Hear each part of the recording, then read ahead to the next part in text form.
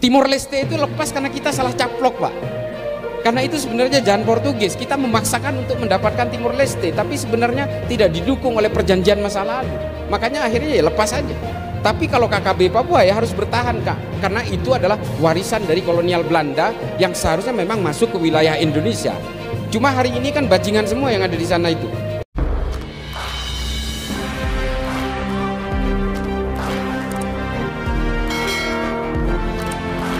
Bismillahirrahmanirrahim. Assalamualaikum warahmatullahi wabarakatuh. Salam Om Swastiastu, Namo Buddhaya, salam kebajikan. Sahabat Punran 79 yang saya hormati dan saya banggakan dimanapun Anda berada. Pada kesempatan kali ini kita akan menyimak wawasan kebangsaan yang dibawakan oleh Gus Islah Bahrawi. Dalam kegiatan wawasan kebangsaan ini ada beberapa poin yang disampaikan oleh Gus Islah Bahrawi. Namun saya cuma akan mencoba menyampaikan titik inti ataupun pernyataan-pernyataan inti yang disampaikan oleh Gus Islah Bahrawi. Misalnya soal bantahan pernyataan terhadap salah seorang ustaz yang mengatakan bahwa bela tanah air tidak ada dalilnya dalam agama. Dalam video ini jelas disampaikan oleh Gus Islah Bahrawi bahwa bela tanah air ada dalilnya dalam agama. Nah, salah satu contohnya Muhairik yang orang Yahudi yang ikut terlibat bersama Rasulullah dalam perang membela tanah air di Madinah. Itu yang pertama. Yang kedua, dalam video-video sebelumnya yang pernah saya upload di channel ini, seringkali ada komentar yang kemudian mempertanyakan soal tanggapan Gus Islah Bahrawi soal KKB Papua. Nah, dalam wawasan kebangsaan ini Gus Islah Bahrawi juga tegas menyinggung soal KKB Papua. Jadi seperti apa videonya kita simak secara bersama-sama. Bismillahirrahmanirrahim. Assalamualaikum warahmatullahi wabarakatuh. Allahumma salli ala Sayyidina Muhammad wa ala ali Sayyidina wa maulana Muhammad.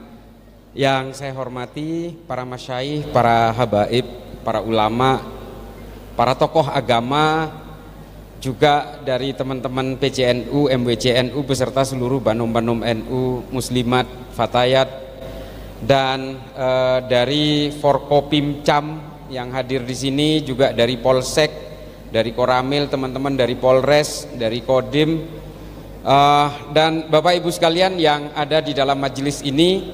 Terima kasih, saya sudah diundang. Ini pertama kali saya sebenarnya untuk memberikan beberapa materi di Kabupaten Lumajang. Saya sendiri sebenarnya bukan Gus Islah, saya bukan Gus, saya orang biasa, bukan kiai juga, bukan. Bapak saya bukan kiai. Yang kiai kakek saya, kakek-kakek buyut saya, ya. Kakek saya punya pesantren, dan saya kalau ke Malang atau ke Lumajang ini seperti datang ke rumah sendiri karena banyak saudara. Jadi pondok pesantren Ganjar di Malang dan beberapa di Gondang Legi itu sama kakeknya dengan saya, dari Pakong, dari Madura. Saya asli Madura. Saya lahir di Madura, besar di Madura. Saya sekolah SMA di Madura, kemudian saya hijrah ke Jakarta, kuliah di Fakultas Sastra Universitas Nasional Jakarta. Kemudian saya belajar filsafat dan sejarah Islam di Amerika. Saya tinggal di Amerika 4,5 tahun. Saya juga pernah tinggal di beberapa negara di Arab, di beberapa negara di India, dan saya juga pernah ke Afrika. Hanya ingin tahu kenapa sih kok mereka itu ingin berperang terus. Kenapa sih di Somalia itu kok sesama Islam pun kok berperang terus sampai hari ini di Somalia. Somalia ini satu negara Wahabi semua, Pak. Satu negara Wahabi semua. Ulama-ulamanya kalau nggak lulusan Mekah, lulusan Madinah. Tapi setengah dikuasai pemberontak namanya Al-Shabaab, setengahnya lagi dikuasai oleh pemerintahan Somalia. Ulamanya sama, ijtihadnya sama, manhajnya sama, undang-undang yang dipakai pun sama. Tapi perangnya nggak pernah berhenti. Dan saya sudah 3 kali masuk ke Mogadishu. Saya sudah masuk ke pinggiran Sungai Swahili, perbatasan antara Somalia, Tanzania, dan Kenya. Saya juga pernah ke Republik Afrika Tengah, di mana orang Kristen dan orang Islamnya itu berperang sampai hari ini nggak selesai-selesai. Orang Islamnya itu namanya kelompok Seleka, kelompok Kristennya namanya Anti Balaka. Lalu saya juga ke Sudan. Sudan ini, Pak, merupakan salah satu negara dengan kelompok torikoh paling besar di luar Asia. Semua torikoh hidup, tapi kemudian ada salah satu pemuka torikoh, cepon reng Madura. Nah ini kan beda Madura, nah ada Maduranya, trekat cepon. Atau kalau sekarang mungkin Jamiah Zikir. Ini kelompok torikohnya paling hidup di Sudan. Lalu kemudian ada satu ulama pemuka torikoh namanya Hasan Turabi. Ini orang-orang tasawuf, orang torikoh, tapi kemudian dia itu bersekolah ke Sorbonne, ke Perancis. Dia orang moderat. Kemudian dia sekolah ke Inggris, pulang-pulang bawa Wahabi, Pak. Nah nanti saya ceritakan apa sih benda ini, Wahabi ini apa sih sebenarnya, kenapa sih kemudian lahir. Nah ini kemudian berhasil mengubah Sudan menggunakan undang-undang yang tadinya undang-undang yang menurut mereka buatan manusia, kemudian dirubah menjadi hukum hudud. Jadi kalau nyolong potong tangan kanannya, nyolong lagi potong tangan kirinya, nyolong lagi potong kaki kanannya, nyolong lagi potong kaki kirinya. Yang kemudian undang-undang ini diterapkan di Sudan tahun 83 di bawah Presiden Ja'far Numeiri. Apa kemudian akibatnya bagi Sudan? Sudan menjadi pengekspor pengemis bertangan buntung terbesar di dunia. Karena apa? Rakyatnya masih melarat, tapi undang-undangnya keras seperti itu. Akhirnya yang terjadi apa? Orang nyolong sendal dipotong, orang korupsi dipotong tangannya, orang nyolong mobil dipotong tangannya. Nah ini kemudian akhirnya yang melahirkan orang-orang cacat, sampai Sudan itu kehilangan satu generasi produktif karena semuanya cacat. Mana bilai potong, kalau sudah dipotong tangannya kan nggak bisa nyetir truk, Pak, nggak bisa jadi supir angkot. Akhirnya apa? Kalau bapak-bapak, ibu-ibu sekalian yang pernah ke Mekah atau ke Madinah atau di Mekah lah, itu yang di pinggiran Jiyad atau Misfalah yang pengemis berjejer bertangan buntung itu dari Sudan semua itu. Akibat apa?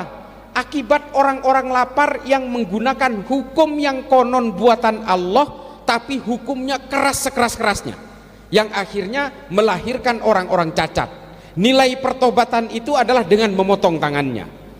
Itulah mengapa dalam berbagai tarikh, kitab tarikh At-Tabari dan juga berbagai kitab-kitab sejarah termasuk Al-Mas'udi dikatakan Sayyidina Umar pernah mengampuni pencuri onta. Mengampuni pencuri onta, sahabat protes, Umar kan seharusnya itu dipotong tangannya karena dia mencuri onta. Kata Sayyidina Umar apa? Hukum seketat apapun, sekeras apapun, itu tidak akan bisa diterapkan kalau rakyatnya masih kelaparan. Maka kemudian pencuri onta ini diampuni oleh Sayyidina Umar. Karena kalau saya potong tangannya, dia tidak akan bisa mencari nafkah untuk seluruh keluarganya. Nah sejak itulah kemudian ada beberapa kesimpulan dari para ahli fikih bahwa hukum yang keras itu adalah kondisional. Apakah hukum yang ketat seperti ini akan menekan angka kejahatan? Belum tentu, Pak. Saudi itu kurang kencang seperti apa hukuman seperti ini? Kejahatan masih terjadi. Sudan seperti apa? Sudan kejahatannya nomor 4 paling tinggi di dunia. Artinya pada akhirnya kalau hukum-hukum seperti ini tidak menyelesaikan persoalan, lalu kemudian apa? Orang takut terhadap Islam, orang merasa ngeri melihat Islam, orang melihat Tuhan seperti melihat hantu dan menakutkan. Itulah mengapa kemudian orang yang tidak percaya Tuhan, orang selok percaya jadi pangeran, paling tinggi di negara muslim itu di Saudi, Pak. Silahkan googling itu, ada di smartphone.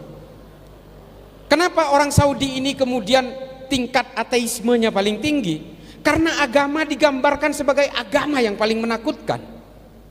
Dan kalau kita mau sadar, Saudi ini menggunakan undang-undang buatan Muhammad bin Abdul Wahab untuk dijadikan sebagai undang-undang negara. Hari ini Saudi sadar dengan semua kesalahan itu. Sampai, Pak, nih hari kemerdekaan Saudi pun dirubah hari ini. Coba bayangkan, 17 Agustusnya dirubah. 17 Agustusnya dirubah oleh Saudi, yang disebut dengan Yaumit Taksis itu dirubah menjadi 22 Februari. Mengapa Saudi mengubah kemerdekaannya ini? Karena mereka ingin memutus dengan ajaran-ajaran Wahabi itu. Sampai kemudian dia rela memindahkan hari kemerdekaannya tanggal 22 Februari, yang sebelumnya Juni tanggal 18. Nah ini kan kesadaran-kesadaran baru yang kemudian seharusnya orang-orang yang menjalankan ajaran Wahabi di sini seharusnya ikut sadar. Enggak juga, makin jadi mereka. malah makin jadi menggelepar gak karuan. Nah, ini kemudian yang harus kita pahami, bahwa apakah kemudian undang-undang yang dibuat di Indonesia ini sebenarnya para ulama dulu, para ulama Muhammadiyah dan para ulama NU ini ngarang-ngarang sendiri? Enggak Pak, enggak. Dari Muhammadiyah dulu ada Ki Haji Mas Mansur, ini tergabung dalam BPUPKI, persiapan untuk merumuskan pasca kemerdekaan itu kira-kira undang-undang kita ini pakai apa. Ada dulu ada namanya Abdul Kahar Muzakir, ada Sukiman Suryo Sanjoyo, ini orang-orang tokoh para ulama dari Muhammadiyah. Dari NU ada Kiai Wahab Hasbullah, ada Kiai Wahid Hasim, ada Soekarno juga yang mewakili Muhammadiyah. Nah, di situ kemudian merumuskan bahwa Indonesia ini tidak boleh menggunakan undang-undang agama sesuai keyakinan agama masing-masing, nggak bisa. Oh, undang-undang Hindu kita terapkan di Indonesia, lah orang Islam apa mau terima? Undang-undang Islam harus kita terapkan, apa orang Hindu, orang Kristen mau terima? Undang-undang yang dilaksanakan di Indonesia ini undang-undang Muhammadiyah, apa orang NU mau terima? Kalau dulu kita menerapkan syariah dulu, apakah orang-orang kita hari ini bisa aman damai seperti ini? Syariahnya versi siapa yang mau dipakai? Coba. Syariahnya versi Muhammadiyah misalnya, barang siapa yang melakukan tahlilan tangkap sama polisi, orang NU mau nggak? Nggak mau. Syariah, pemahaman syariah versi NU diterapkan, barang siapa yang tidak melakukan maulidan penjarakan, orang Muhammadiyah mau nggak? Nggak mau. Maka dari itulah kemudian diputuskan undang-undang yang bisa menaungi semua keyakinan dan kepercayaan ini dibuat dalam konteks falsafah dasar negara, yang kemudian diputuskan oleh para ulama, para tokoh agama dan tokoh-tokoh nasionalis itu yang disebut dengan Pancasila. Urusan beragamanya di mana? Urusan beragamanya diserahkan kepada masing-masing orang atau komunitas pemeluknya. Jadi Bapak Ibu sekalian, kalau kita sholat, ya kita ngikutin syariah kita dalam beragama. Wudhu dulu, rukun-rukun sholatnya sesuai dengan keyakinannya. Setelah selesai sampean kan keluar rumah, naik sepeda motor, ketemu lampu merah, ya sampean harus berhenti. Pancasilanya di situ. Kalau nggak berhenti di lampu merah, tabrakan di perempatan. Nah, hukum negara posisinya ada di situ, hukum syariahnya ketika kita melaksanakan ubudiyah dan amaliyah beragamanya. Pancasila tegas di situ, makanya ketuhanan yang Maha Esa. Nah, itu fungsi Pancasila. Tapi dari mana sih para ulama ini kok tiba-tiba ujuk-ujuk ngeluarin Pancasila ini, ngarang sendiri ini? Enggak, ini runutannya panjang Pak, ke masa zamannya Kanjeng Nabi.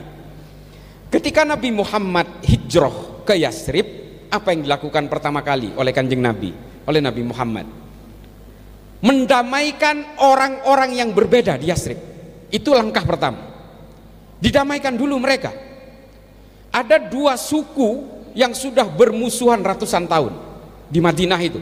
Mulai dari sejak di Yaman mereka sudah bermusuhan, kemudian pindah ke Yasrib tetap musuhan. Dua suku ini namanya suku Aus dan suku Hazraj. Ini kemudian didamaikan oleh Kanjeng Nabi. Ini nggak bisa didiamkan ini. Lalu kemudian didamaikanlah mereka. Yang kedua adalah orang Yahudi dan orang Kristen didamaikan oleh Kanjeng Nabi. Ini kitab sejarah nulis semua ini. Yang paling sering berantem itu bukan orang Islam dengan orang Yahudi atau orang Islam dengan orang Kristen Pak. Yang paling sering berantem itu di Yasrib itu adalah orang Kristen dan orang Yahudi. Mereka berebut untuk menjadi pemungut pajak dari kerajaan Persia. Karena sebelum Rasulullah hijrah ke Madinah itu, Yasrib masih dalam kekuasaan kerajaan Sasanian dari Persia. Mereka ini selalu berantem karena gini, barang siapa yang bisa memungut pajak, dia akan menjadi orang yang kaya, kelompok yang kaya. Makanya orang Kristen sama orang Yahudi ini selalu berperang untuk menjadi pemungut pajak. Tapi kemudian didamaikan oleh Nabi dengan solusi yang sangat sederhana. Udah nggak usah berperang, nggak ada lagi pungutan-pungutan pajak. Orang Islam dikenakan zakat, orang non Islam dikenakan jizyah, selesai dengan entitasnya masing-masing. Lalu kemudian apa yang didamaikan oleh Nabi? Pribumi dan pendatang, yang kemudian kita kenal dengan kaum muhajirin dan kaum ansor. Ini adalah upaya Nabi untuk mendamaikan pendatang dan juga pribumi di situ. Nah lalu untuk mengikatnya ini menggunakan apa Kanjeng Nabi ini? Ini kan tetap berbeda-beda tapi sudah berdamai ini. Lalu kemudian Nabi merumuskan sebuah traktat perjanjian untuk mengikat hak dan kewajiban semua orang yang berbeda ini dengan satu konsep namanya Piagam Madinah. Nah, Piagam Madinah ini isinya apa sebenarnya? Macam-macam. Ada puluhan pasal. Kesimpulan besarnya adalah satu, ini dalam pandangan Al-Mas'udi ya, disebutkan bahwa Nabi betul-betul memahami bahwa semua manusia apapun agamanya, apapun sukunya diciptakan Tuhan yang sama. Kalau kita percaya bahwa Allah itu satu, maka kita harus percaya yang menciptakan orang Hindu, orang Kristen, orang Yahudi, itu semua adalah Allah yang satu. Qul huwallahu ahad. Nah, ini pandangan Al-Mas'udi. Kemudian yang kedua adalah semua manusia apapun agamanya dan apapun sukunya memiliki harga diri yang sama. Ini Nabi. Kemudian yang ketiga adalah apapun agamanya, apapun sukunya, semua manusia harus dihargai harkat dan martabatnya. Lalu kemudian semua itu diatur secara detail di dalam Piagam Madinah yang kemudian disepakati oleh semua orang apapun agamanya, apapun sukunya di dalam Madinah itu kemudian bersepakat dalam Piagam Madinah. Makanya saya sering membawakan cerita, kalau sampean lihat di YouTube, salah satu korban perang Uhud itu adalah orang Yahudi, namanya Mukhairik. Nah, ini yang juga kemudian menjadi bantahan saya terhadap kelompok-kelompok HTI ataupun kelompok-kelompok Wahabi yang mengatakan bahwa perang-perang di zaman Nabi itu adalah perang agama. Saya katakan bukan. Karena buktinya apa? Mukhairik yang bukan orang Islam juga oleh Nabi diwajibkan untuk ikut berperang. Kalau ini perang agama, Nabi tidak akan melibatkan orang dengan keimanan lain selain orang Islam. Tapi Nabi mewajibkan perang kepada orang Kristen, orang Yahudi atau orang-orang Majusi. Itu mewajibkan siapapun yang tinggal di Madinah wajib ikut berperang, karena perang-perang ini adalah dalam rangka membela tanah air. Ini ditulis tuntas oleh Abu Bakar Ahmad Ad-Dinawari dalam Al-Mujalasah wa Jahirul Ilmi. Artinya konsep membela negara, membela tanah air ini adalah anjuran Kanjeng Nabi. Makanya Mukhairik itu wafat gugur ketika perang Uhud. Orang Yahudi bukan orang Islam. Ada yang mengatakan, oh dia sebelum berperang sudah masuk Islam. Tidak ada kitab sejarah yang mengatakan itu. Ada kitab sejarah abad 16 yang berusaha menganulir itu. Setelah permusuhan antara orang Islam dengan orang Israel sudah terjadi memperebutkan Baitul Maqdis. Sejarah-sejarah awal mengatakan Mukhairik belum masuk Islam. Buktinya apa? Perang Uhud itu terjadi di hari Sabtu, Pak, Bapak Ibu sekalian. Hari Sabtu itu bagi orang Yahudi itu tidak boleh keluar rumah. Lalu kemudian karena perang Uhud ini terjadi hari Sabtu yang disebut dengan hari Sabat ini, Mukhairik ketika mau keluar dilarang oleh istrinya. Mau kemana kamu Mukhairik? Ini kan hari Sabat, kamu nggak boleh keluar rumah. Lalu kemudian Mukhairik memaksa keluar. Saya harus keluar karena saya harus menghargai Muhammad. Di bawah kepemimpinan Muhammadlah kita bisa hidup tentram di Madinah ini. Ini kata Mukhairik. Lalu kemudian Mukhairik, saya harus keluar. Saya harus tetap taat terhadap perjanjian itu, terhadap Piagam Madinah. Ambilkan saya secari kertas. Lalu kemudian Mukhairik membuat surat wasiat, kalau saya mati dalam perang Uhud, ada 3 kebun, 3 bidang tanah yang akan saya hibahkan kepada Nabi Muhammad untuk dijadikan sebagai bahan perjuangan mempertahankan Madinah. Ini surat wasiat itu, 3 kebun korma itu. Berangkat Mukhairik. Sampai Uhud gugur dia. Sahabat bingung, Pak. Ya Rasulullah, ini mau dimakamkan seperti apa orang ini? Dia seorang syuhada, tapi dia bukan orang Islam. Bingung para sahabat. Lalu keluarlah anjuran Nabi, makamkan dia sesuai dengan keyakinan keluarganya. Urusan dia akan masuk surga atau masuk neraka, biarlah Allah yang akan memutuskan. Ini dawuhnya Kanjeng Nabi. Lalu kemudian direkam oleh Imam Bukhari dalam kitab hadisnya. Yang direkam adalah Mukhairik adalah sebaik-baiknya orang Yahudi. Itu yang direkam, Pak. Yang kemudian yang kita kenal hadis sohehnya itu. Tapi ada kisah di balik itu. Nah, ini adalah bukti bahwa Nabi menentramkan Madinah menggunakan kesepakatan-kesepakatan yang disetujui secara kolektif. Apapun agamanya, apapun sukunya, dia harus tunduk terhadap kesepakatan bersama ini. Nah, ini kemudian ditulis Pak oleh salah seorang ilmuwan Islam abad ke-13. Namanya Ibnu Khaldun. Nama kitabnya dua. Namanya yang satu Al-Muqaddimah, yang satu Al-Ibar. Tapi yang paling terkenal Al-Muqaddimah ini. Kenapa? Kata Ibnu Khaldun dalam Al-Muqaddimah, kalau satu negara ini tidak bersepakat, maka negara itu tidak akan pernah berdiri. Isinya adalah peperangan-peperangan. Pada zaman itu Ibnu Khaldun sudah menggambarkan negara yang tidak sanggup berdiri karena peperangan ini adalah negara-negara Maghrib, Maroko dan Sudan serta Mali pada zaman itu. Kata Ibnu Khaldun di dalam Al-Muqaddimah, lihatlah mereka itu isinya orang Khawarij semua. Mereka itu selalu melawan kepada pemimpinnya, isinya penghasut semua. Makanya negara itu selalu berperang sampai hari ini, abad ke-13 loh itu.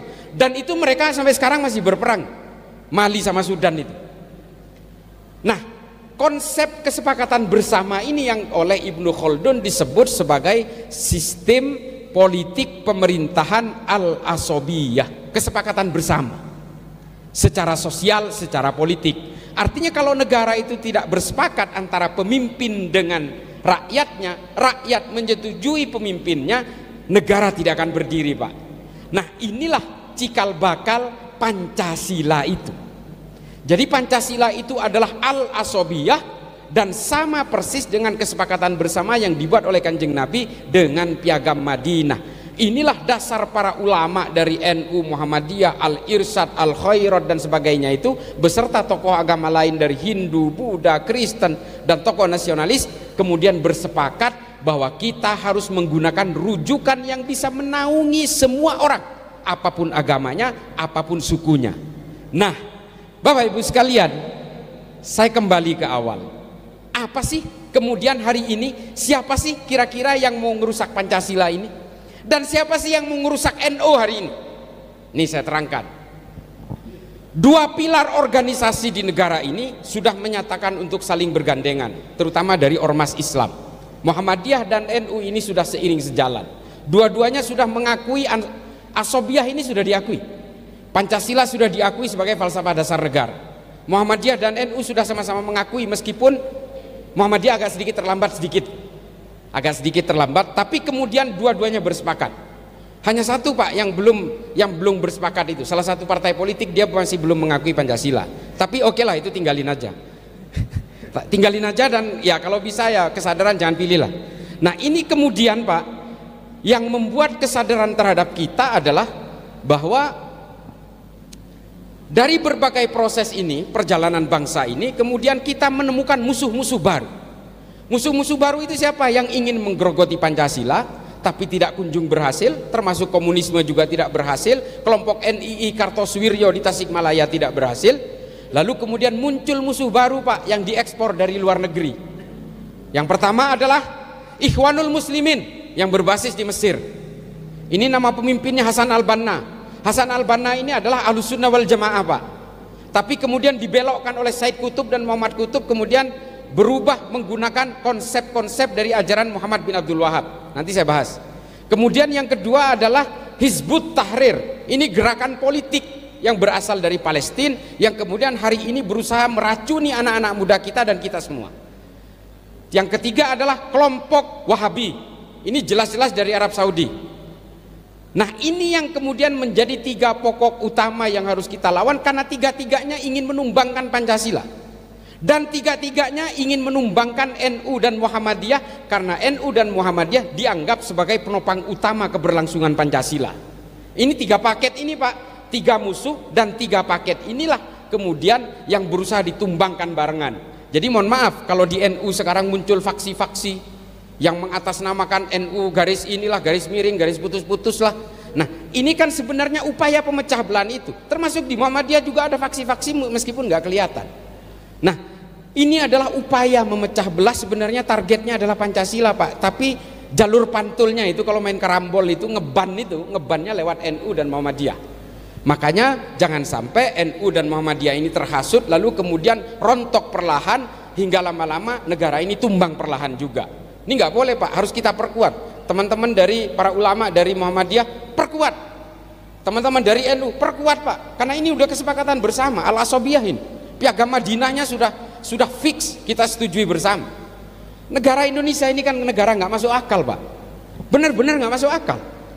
17.000 pulau, coba bayangin, 17.000 pulau, 800 suku, 800 bahasa kurang lebih, ada puluhan agama beserta aliran-alirannya, tapi masih tetap berhimpun menjadi satu negara. Nggak masuk akal Pak. Arab Pak, Arab, sukunya sama, bahasanya sama, agamanya bisa dibilang sama, karena Kristennya cuma 4%.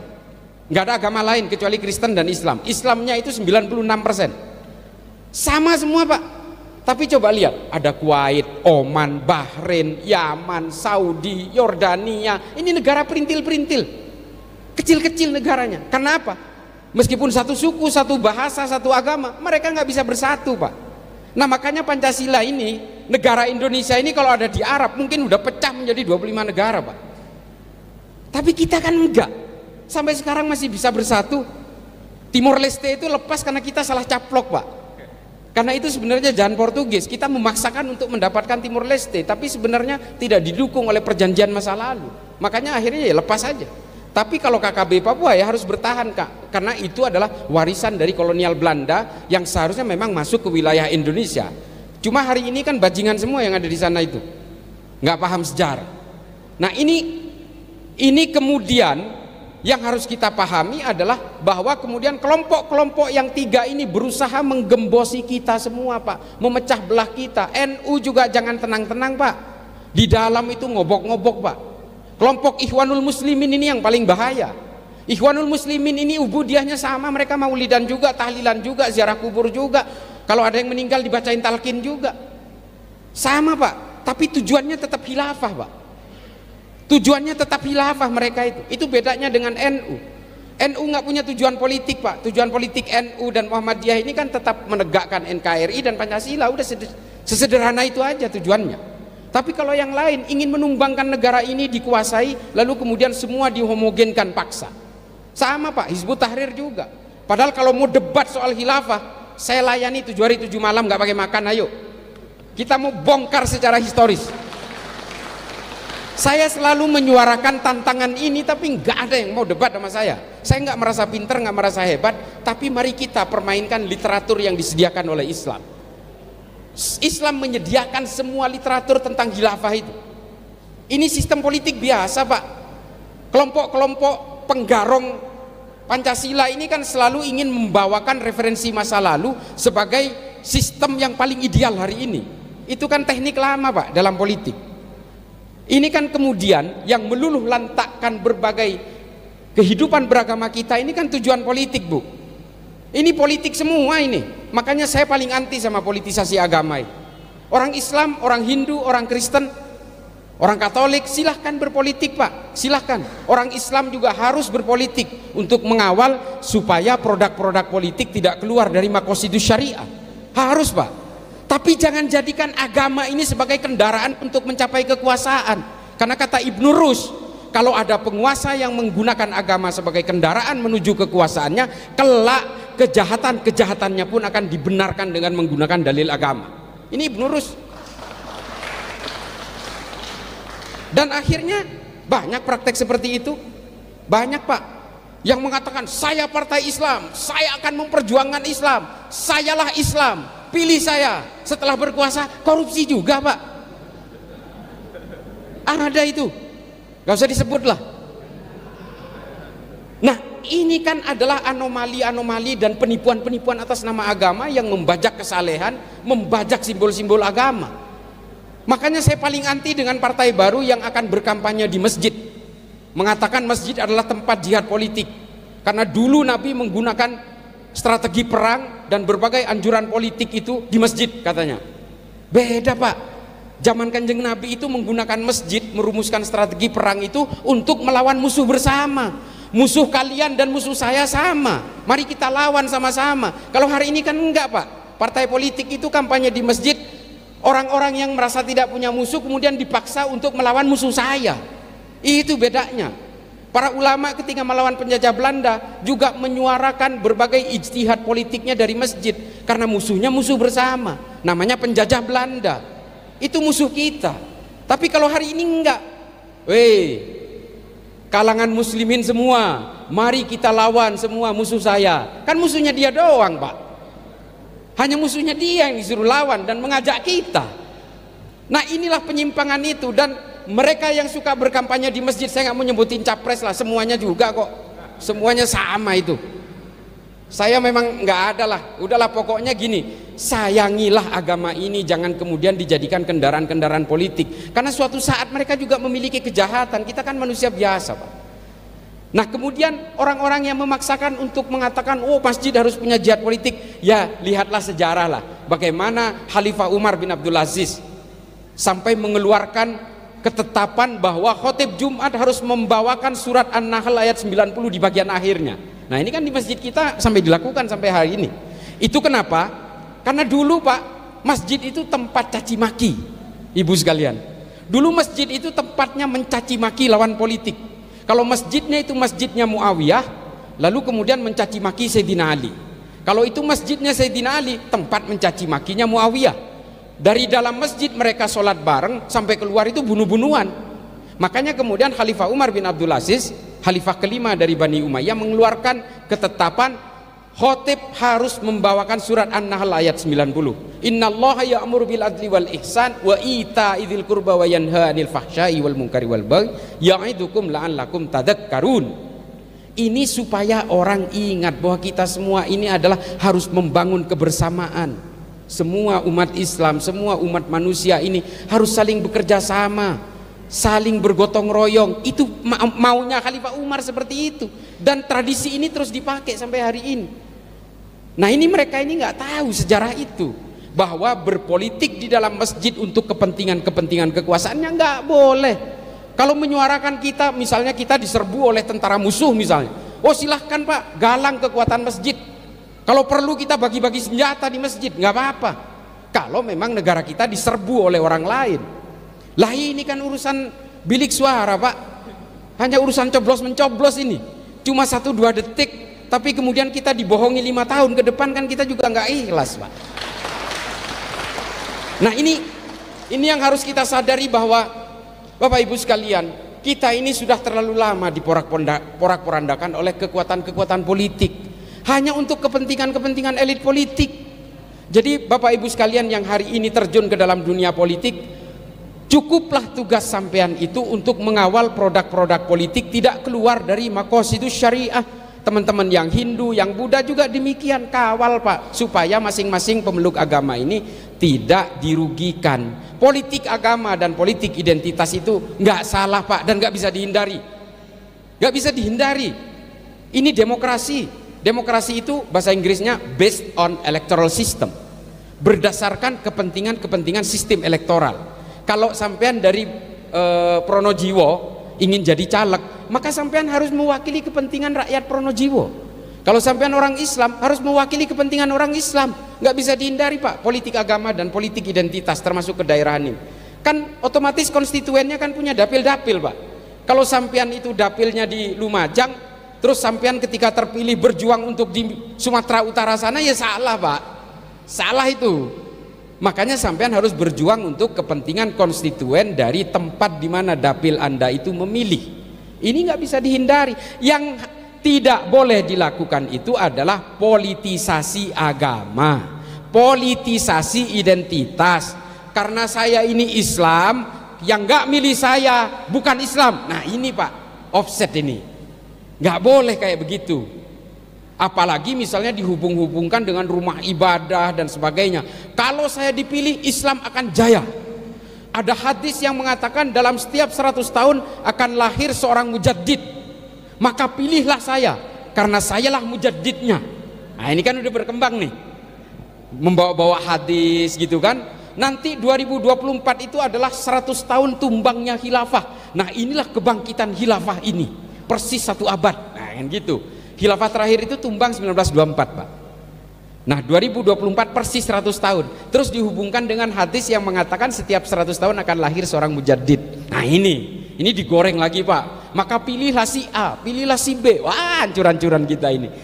Karena kita ini betul-betul gini Pak, kelemahan orang Islam ini dan juga pemeluk agama dari Hindu dan Buddha, Kristen juga, ini kan politik Pak. Permusuhan Sunni dan Syiah itu sampai hari ini kan musuhan, udah 1400 tahun lebih. Gara-gara apa coba? Politik Pak. Kubunya Muawiyah bin Abu Sufyan dan kubunya Sayyidina Ali yang kemudian terpisah oleh karena persoalan politik dan kemudian melahirkan fikih-fikih sendiri dan dua-duanya saling mengkafirkan coba. Kata Sunninya Syiah yang kafir, kata Syiahnya Sunni yang kafir. Ini gara-gara politik. Dan kita kemudian belajar dari sejarah. Sayyidina Abu Bakar kalau kata Imam As-Suyuti dalam Tarikhul Khulafa dikatakan wafat diracun. Gara-gara apa? Politik. Ini kata Tarikhul Khulafa. Sayyidina Utsman dibunuh oleh sesama orang Islam juga gara-gara politik. Sayyidina Ali dibunuh oleh Abdurrahman bin Muljam gara-gara politik. Perang Jamal, perang Siffin, perang Hurrah, perang Zab, perang Nahrawan. Ini perang sesama orang Islam gara-gara politik. Orang Kristen Pak berperang 30 tahun di Eropa, membunuh 8.100.000 orang Kristen di Eropa gara-gara apa? Politik.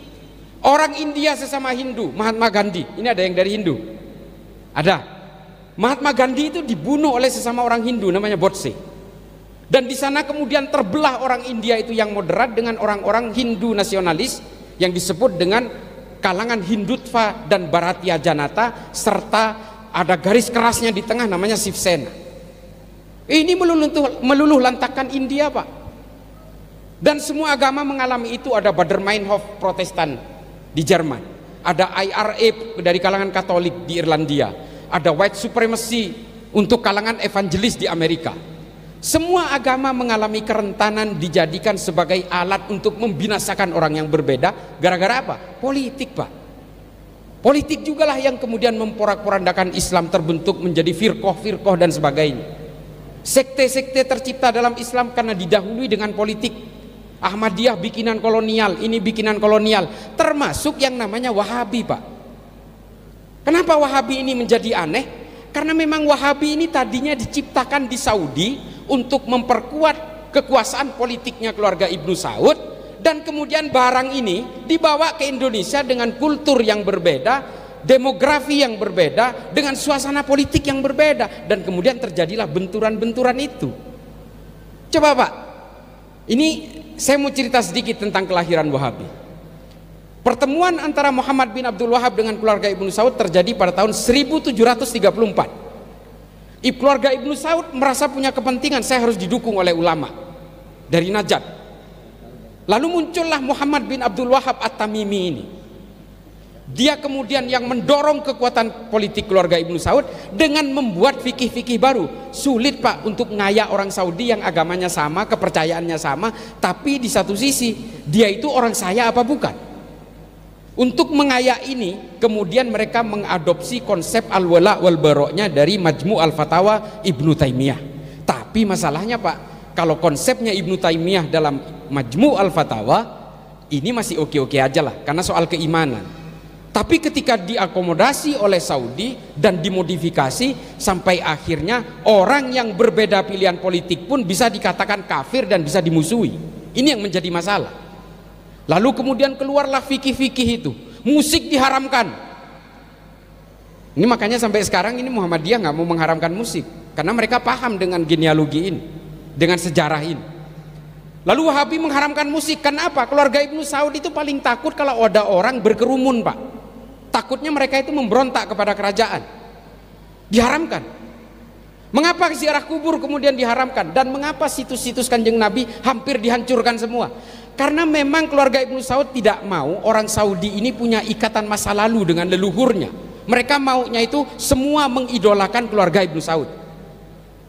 Makanya ziarah kubur juga dibatasi.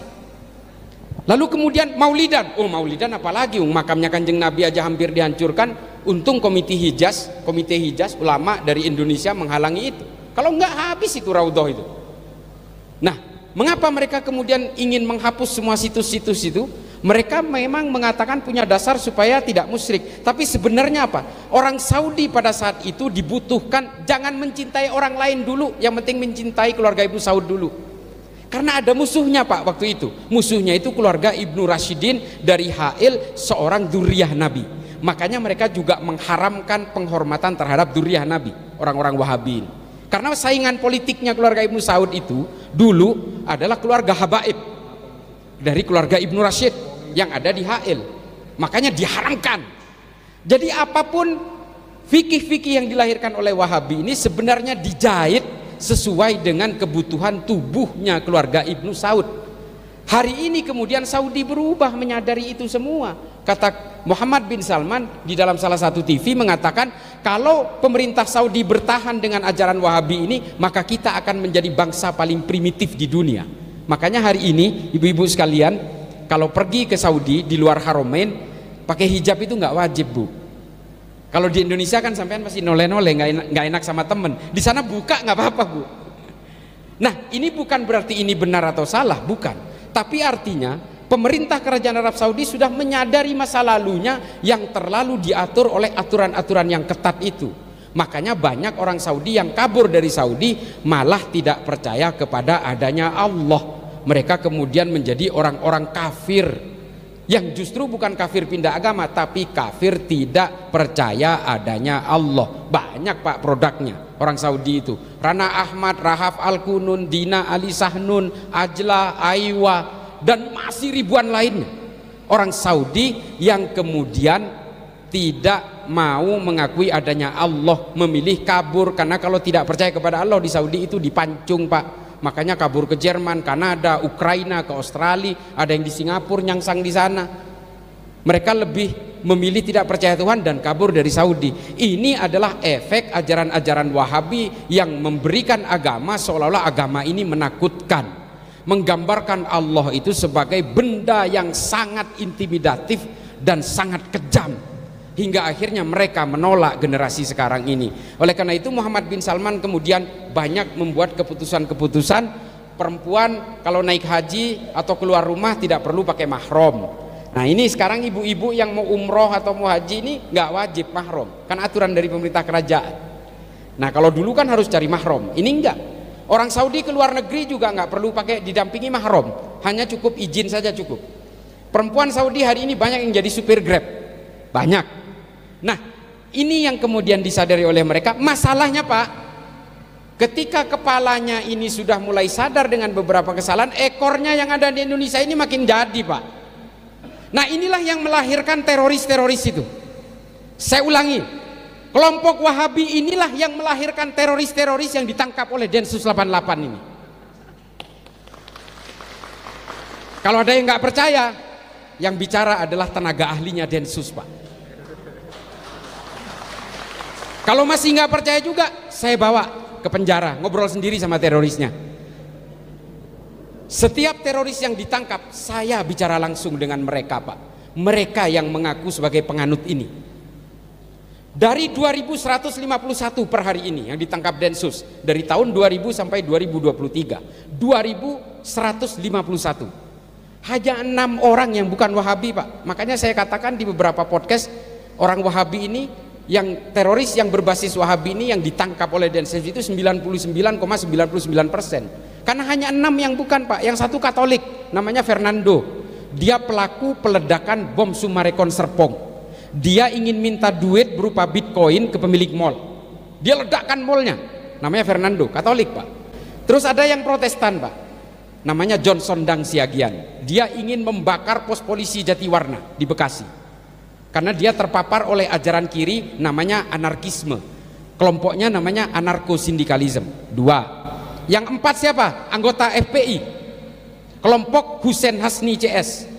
Karena mereka ingin membuat bom rakitan di Condet dan Bekasi, karena mereka ingin meledakkan beberapa titik di Jakarta, karena mereka tidak terima HTI dibubarkan. Ini hanya 6 Pak dari 2151. 2145-nya semua Wahabi, semua. Ini ada anggota saya, bukan anggota saya, ini anggota Densus.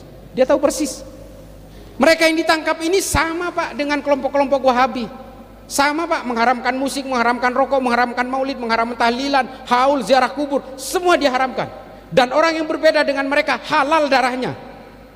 Loh, kenapa kok kelompok Wahabi Salafi hari ini kok kelihatan sejuk banget? Itu pintu pembukanya Pak, produk terakhirnya itu teroris. Kalau sudah masuk ke ini digodok habis-habisan, nanti akan mengenal yang namanya kebencian terhadap siapapun yang berbeda. Nanti ini juga, ini pelajaran buat kita ya. Kalau kita dikatakan mengadakan tahlil atau mengadakan maulid bid'ah, pada akhirnya Pak, kita itu akan dihakimi dan kemudian kita dikafirkan. Hakimiyah, takfiriyah. Ini adalah satu paket dengan al-wala wal bara' Pak. Ajaran siapa? Muhammad Said Al-Qahtani dalam bukunya Al-Wala wal Bara' fil Islam. Ini yang jadi rujukan teroris-teroris itu Pak, kitab ini Pak, buatan ulama Saudi. Terus ada ulama Saudi juga yang menulis, namanya Abu Bakar Naji, nama kitabnya Idarat At-Tawahhush. Setiap teroris ditangkap punya dua kitab ini, Al-Wala wal Bara' fil Islam, Muhammad Said Al-Qahtani, dan Abu Bakar Naji, Idarat At-Tawahhush. Ini jadi panduannya Pak. Jadi kalau mau ngebunuh orang itu tanggung, jangan hanya dibunuh, kampungnya dibakar, perempuannya semua diperkosa. Wallahi, ini ada dalam kitabnya. Dan ini jadi rujukannya ISIS Pak. Makanya mereka itu bahkan meminta kepada perempuan-perempuan di seluruh dunia yang mau bergabung kepada ISIS untuk melakukan jihad seksual. Banyak dari Indonesia yang berangkat Pak. Kepada para mujahid-mujahid ini harus diberikan jaminan-jaminan seksual. Nah, jihadis-jihadis dari kalangan perempuan inilah yang menjadi bagian dari mereka. Banyak orang Indonesia yang berangkat Pak, menjadi pelaku jihad seksual ini. Nah, ketika ajaran agama ini dibawakan secara ketat, ini buat ibu-ibunya, maka yang menjadi korban adalah perempuan Bu. Nah, ini yang kemudian menjadi persoalan hari ini di Indonesia adalah dibalik teroris laki-laki yang kejam, ada perempuan yang jauh lebih kejam cuma nggak jadi teroris. Ini fakta. Pelaku bom Astana Anyar yang terakhir kemarin, bom bunuh diri itu, dia kan pelaku bom bunuh diri Bu. Itu dikuatkan oleh istrinya Bu.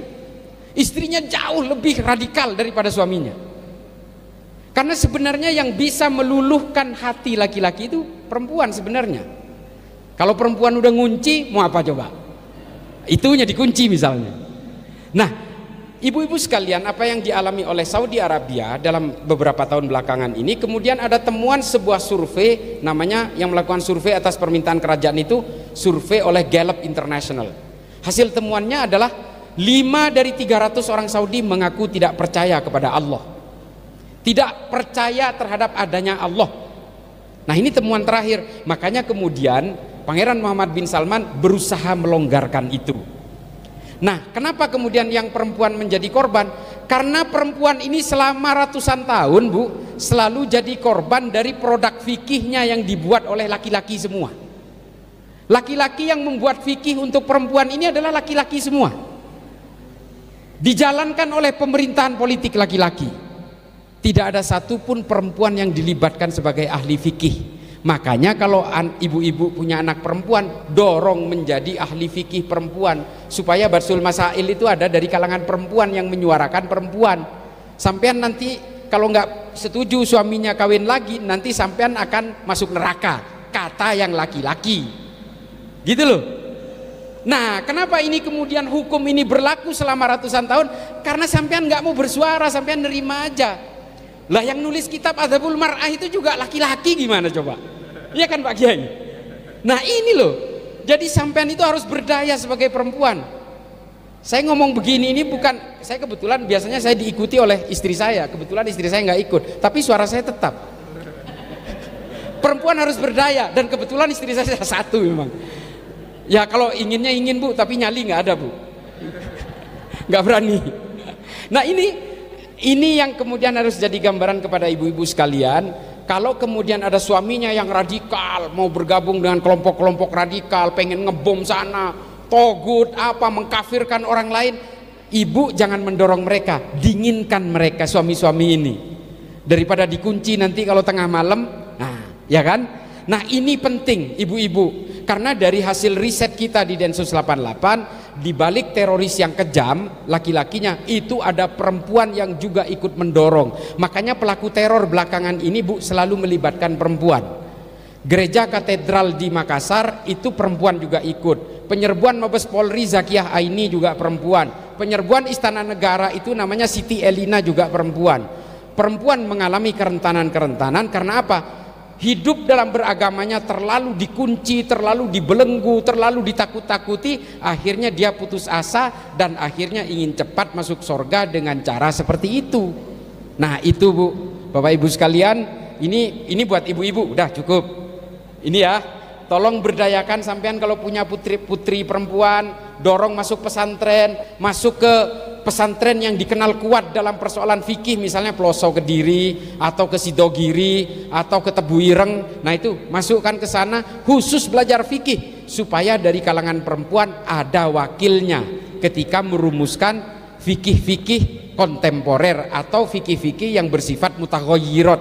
Nah ini harus terlibat kalangan perempuan. Kalau tidak diputuskan sepihak oleh laki-laki, menguntungkan laki-laki juga sampean nerima aja, ya kan? Pokoknya Bu, kalau saya nggak diizinkan kawin lagi, masuk neraka. Sampean, oh ya wes, buta lo wes. Nah ini, ya ini mosok sampean mau jadi korban perasaan terus kan enggak. Nah ini bapak-bapak sekalian, apa yang ingin saya sampaikan semua ini adalah sebagai penyadaran kepada kita, sama seperti konsepnya piagam Madinahnya Kanjeng Nabi ketika Nabi mengelola Yasrib, bahwa semua manusia apapun agamanya, apapun sukunya diciptakan oleh Tuhan yang sama. Karena kita percaya bahwa Tuhan itu hanya satu yang menciptakan pohon, tumbuhan, manusia, yang dilahirkan di Meksiko kemudian ditakdirkan menjadi Katolik, yang dilahirkan manusia di Bali, di Pulau Bali yang kemudian ditakdirkan menjadi Hindu secara turun-temurun. Saya Islam karena saya lahir dari keluarga Muslim, kakek buyut saya Islam, saya lahir di Madura, maka Islamlah saya. Kalau saya lahir di Bali dari keluarga Hindu, sekeliling saya pura, satu pulau itu isinya Hindu, maka bisa jadi saya Hindu juga Pak.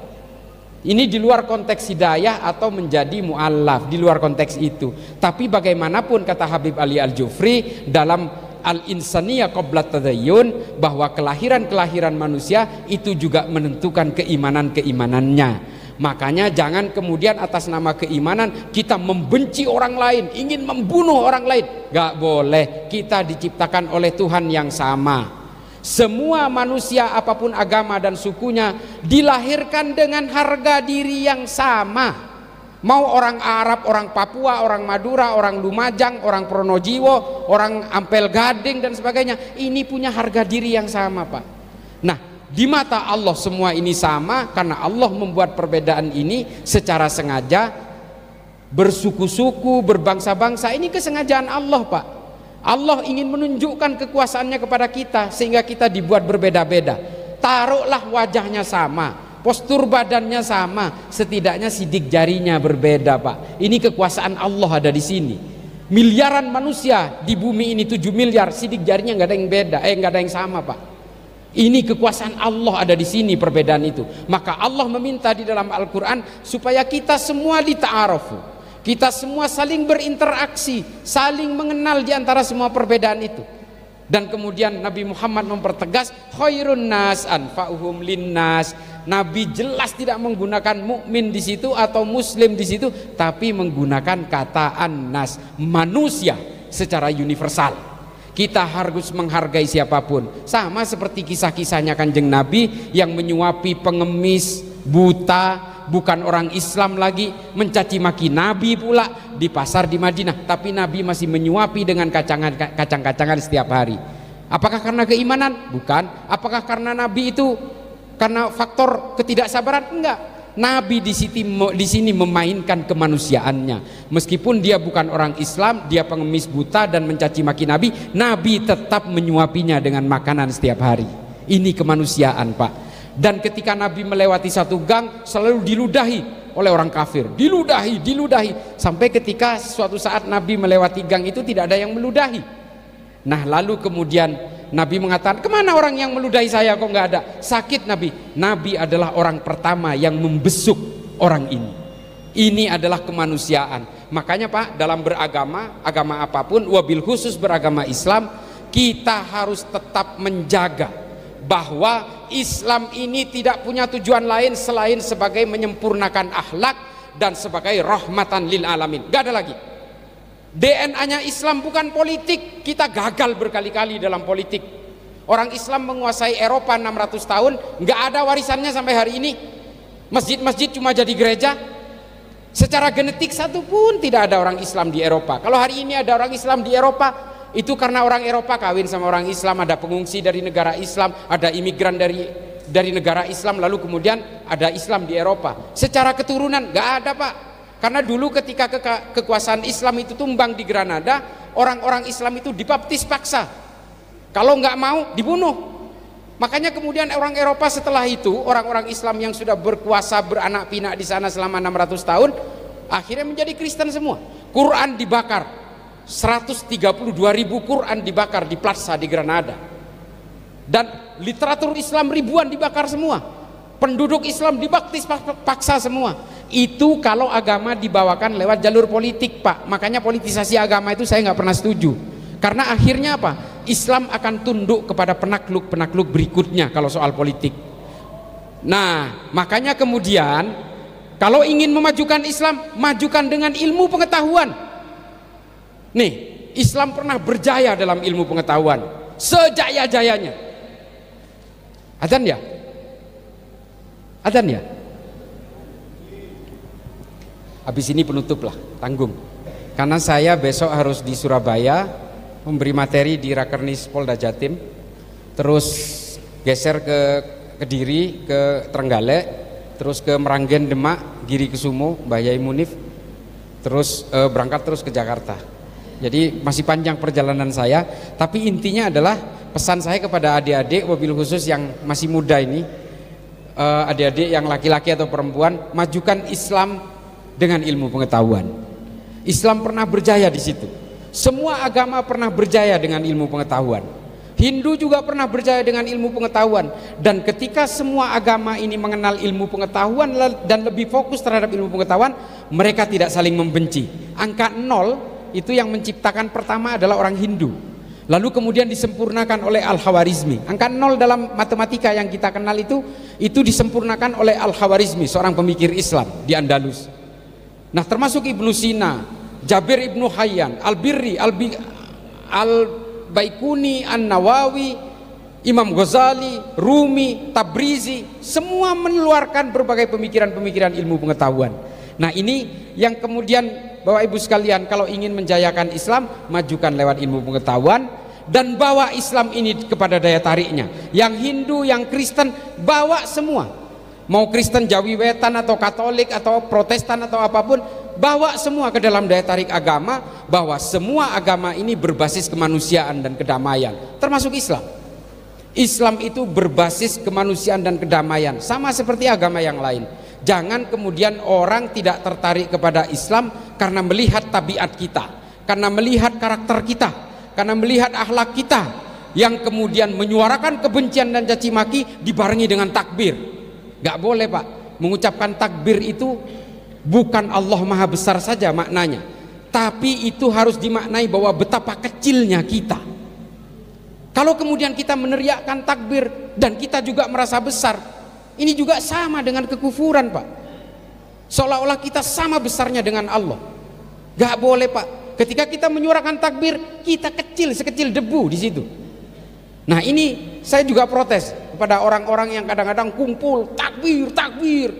Jangan Pak, jangan sembarangan. Kalau orangnya masih belum merasa sekecil debu, jangan sembarangan meneriakkan takbir. Kita cukup di sholat aja yang neriakin takbir berkali-kali itu. Tapi kemudian takbir diteriakkan untuk menghasut orang, membenci orang, mencaci maki orang. Ini sama artinya dia merasa besar juga. Dia merasa menjadi Tuhan-Tuhan kerdil di muka bumi. Nggak boleh. Kata siapa ini? Jalaluddin Rumi dalam Fihi Ma Fihi. Ada semua Pak. Kalau kita mau baca sebenarnya anjuran-anjuran kepada kita untuk berlaku adil, berlaku damai, dan menghargai manusia yang lain. Khairun nas anfahum linnas dan sebagainya itu sebenarnya ada semua konsepnya. Cuma kita kadang-kadang malas baca Pak. Saya kira begitu. Ini tujuan akhirnya adalah mari kita berdamai. Mari kita mengakui Pancasila sebagai falsafah dasar negara. Mari kita tetap jaga NU. Yang teman-teman Muhammadiyah, jaga Muhammadiyah sebagai dua pilar utama dari penyokong berdirinya NKRI dan tetap terjaganya Pancasila. Saya kira begitu ya Bapak Ibu sekalian. Mudah-mudahan ini bisa menjadi maslahat, terutama bagi saya yang fakir ilmu dan juga bagi siapapun yang mendengarkan dari berbagai materi ini. Akhiran, ihdinas siratal mustaqim, wallahul muwaffiq ila aqwamit thoriq. Assalamualaikum warahmatullahi taala wabarakatuh. Baik, terima kasih. Semoga menjadi bahan pembelajaran dan evaluasi bagi kita bahwa betapa pentingnya menjaga keutuhan Negara Kesatuan Republik Indonesia dan betapa pentingnya menjaga Nahdlatul Ulama di negara ini. Terus dukung channel ini dengan cara klik tombol like, komen, dan share supaya teman-teman bisa berbagi informasi soal wawasan kebangsaan bersama Gus Islam Bahrawi. Dan paling penting jangan lupa subscribe untuk terus mendukung channel ini, dan jangan lupa membunyikan lonceng notifikasi supaya sahabat-sahabat bisa mendapatkan info-info terbaru ataupun video-video terbaru dari channel Penerangan 79. Demikian, wallahul muwaffiq ila aqwamit thoriq. Wassalamualaikum warahmatullahi wabarakatuh.